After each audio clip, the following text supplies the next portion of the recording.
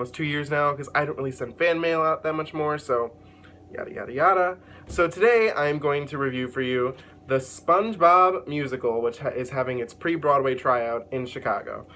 Okay, so first of all, I think a lot of people, when the show was announced, they thought that what is happening to our world? But I can safely tell you that the SpongeBob Musical has probably been the biggest surprise musical I've ever seen in my life, okay?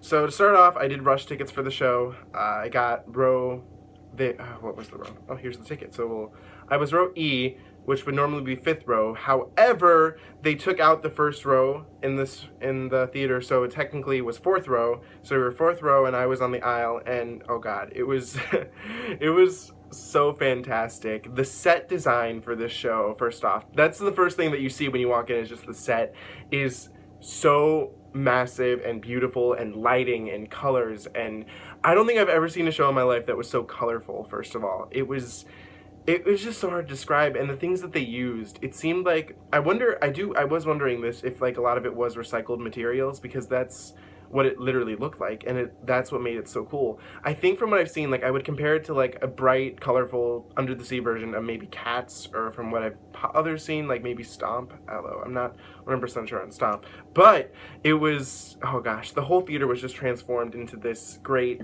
beautiful Under the Sea look, and the band was playing, and they were having fun with the audience too before the show started, and it was like, it just, before the show even starts, you're already in like a good mood.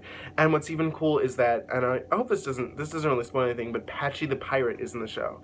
Now, I don't know if my fellow age people around 19 would remember this, but Patchy the pirate was in SpongeBob till maybe about 2004. He would always appear in like some guest episodes, and he hasn't appeared since. And when I saw that Patchy was in the show, and he sits out in the audience with you, like there's like this little section dedicated to him, and I was like, wow, Patchy the Pirate's in this? And what I found cool was that kids knew who Patchy the Pirate was, and that was shocking to me, because like it shows that they really still do air a lot of the old episodes. So the show itself still needs some work, but I could not lie to you and say that I didn't love it. You know, I had such a great time, and you know, this is one of those shows where you leave the theater and you just feel so great about life, and it just takes you out of everything that's around you in your life and what makes you sad or anything, and it just makes you so happy. And especially being that I'm not necessarily the target audience, but I was alive, and I actually do remember, unlike the kids that see the show, when SpongeBob first aired. So SpongeBob's always been a part of my life, and I wouldn't say I'm a huge fan of it, but I think the show has made me found a newfound appreciation for it, because a lot of studies recently I showed that's how SpongeBob's bad for kids and whatever, but this show taught me that the one thing that SpongeBob has that most shows doesn't is probably one of the most positive characters that have ever been written. SpongeBob as a character is just, while he kind of isn't realistic in any way, obviously, but the character is so filled with positivity and love, and love, and not just like love for friends and love for his family, and his friends are his family, and it's honestly, it's wonderful to look at. And again, the show is great. Now, I'm not going to give away too much of the plot, but I'll give you, because I believe that they disclose this. The plot is, Bikini Bottom is going to be not torn down. It's going to be destroyed by a volcano earthquake. So it's up to SpongeBob, Patrick, and Sandy to stop it. I mean, that gives the basic plot a twist. And the plot that itself works great. I thought it was good. The only issue I had with the book itself is that I felt the humor could have been stronger, especially in Patrick. The actor who played Patrick was wonderful, but I felt that if he was given a couple better lines or more reworked tools, I feel like he could have really said some funny things, and not even adult innuendo things, but like Patrick is funny, and I just felt like there could have been more funny coming out of Patrick, and I feel that was a book issue. And the other one is that there's kind of a shoehorned plot in there with Plankton to get the Krabby Patty recipe, and now, normally that's evident in a lot of the episodes, but this one felt like it just really didn't go anywhere, and it didn't feel very fleshed out, and I feel that could have been worked out better. It could go somewhere, but it felt like just kind of like a nuisance to the plot. Okay, so I mean that's about it. So we're gonna song-wise, as many of you should know, the songs are all written by different people. So there's songs written by There's a song written by Sarah Bareilles, the Plain White Tees. Oh God, where is it? Panic at the Disco, the late David Bowie, John Legend. It was shockingly okay. I've heard a couple people say that it is what they thought it would be, but I don't think that this is as bad as I thought it would have been. Because with songs that are all from different people, you can't go to them every night and say, hey, this isn't working, we need to try something a little different with it, or these songs don't all flow together. Now, personally, I felt that the songs did all work well together. However, there are definitely some that are stronger and better than the next. Because the thing about SpongeBob is when I looked back is that the songs are very different.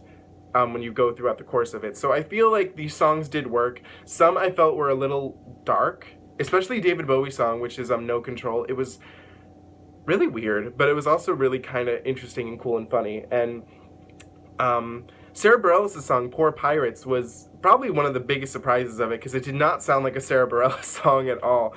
One of my favorite songs was, I really like Just a Simple Sponge. That one was by Panic at the Disco. I thought that one was a really cute and fun song. Here Was My Middle Name by Cyndi Lauper was really good. I enjoyed that a lot. Bikini Bottom Day, which is the opener and closer, and there's a reprise in the middle, was a great opening number, and it was really fun and really cute. I'm Not a Loser, which is Squidward's big number, was fantastic. It was great Broadway spectacle at its finest, which is what Squidward deserves. And also, this is what made me really happy. The Best Day Ever is in this show. One song from the show, plus the theme song, which comes in at the end. But the arrangement that they did with it was honestly very beautiful. It was more or less, because in the original show, the song is just there to say SpongeBob is the best day ever. But this song in it was used to like cheer up the people of Bikini Bottom and say that, hey, despite what is happening, this could be the best day ever. And they totally took that song and they made it something so much more meaningful, and it was so sweet, and the harmonies of the cast were beautiful, and the cast is so incredibly talented here. I'll go through them really quick. So we have Ethan Slater as SpongeBob, and he was, oh my gosh, there couldn't have been a more perfect cast about this. And this is what I'm going to say, because this is what I noticed, is that he does do a SpongeBob voice, and no one here sounds exactly like the characters that they play. And that's what I loved about it, is that they are creating their own characters based on what they have. And Ethan's portrayal of SpongeBob was just, it brought him, I think, it made him more human, which is obviously what he is, but that's what I loved about him, and he was so joyful, and he's like, honestly, at the stage door when I met him, he's like such a sweet guy, and he was, again, the show was just, he was great. I loved him as SpongeBob. I mean, I feel if the critics do take the show seriously, I feel like he could possibly, and he does deserve it, get nominated for Best Actor in a Musical, because I feel that he does such a worthy job, and he does so much in this show, and it was great. Danny Skinner as Patrick Starr, again, perfect casting. He was just funny. He looked the part. He was just great as Patrick, and he was really funny. And I just wish they gave him a couple more lines to really bring that out. Gavin Lee as Squidward. I really think I liked Gavin Lee. I was shocked at how he looked. He didn't look like how I expected him to look, but I mean, obviously he played Squidward great. His song again was just fantastic. Oh god, what was it? Lily Cooper as Sandy was great. One thing I found interesting is that she kind of had a southern accent, sort of, but not really. But didn't, you know? But, and that's what, again, it worked about it, too. God, Eugene Krabs as Carlos Lopez, he was great. Plankton was by Nick Blaemire. I think that's what I'm gonna go with. Again, great. He had like a little Plankton doll that would sometimes interact. I'm gonna try and touch on like a couple that I can. Jason Michael Snow as Patchy the Pirate was good. I mean, he had a lot of fun things to do. Stephanie Hsu, I'm gonna go with that, was great as Karen. She was really cute and really fun. Oh, I gotta give a shout out to Galen Gilliand. I've known about her for years, and I met her at the stage door, but we're not gonna talk about that right now. But I loved her as the mayor. Her voice, like, for once, she finally gets to show off some really cool riffs that she can do and great things, and that was awesome. She was great as the mayor. And I love her costumes, too, looked great on her. Evie Raver-Lampman believe that's how you say it, again, was great as Pearl. She just really, again, she has a great voice. If you've seen her anything in Wicked, just go look at her. She's incredible. So that's what I'm gonna touch on with cast. It was solid cast, like these cast, and what's cool is that they all seem to be really young, and I feel that works too to the advantage. One thing that is just tough for a show is that there obviously are a lot of kids there, and this target audience is for kids, but kids can be kind of annoying when you're an adult and trying to watch this show. But so yeah, there was that.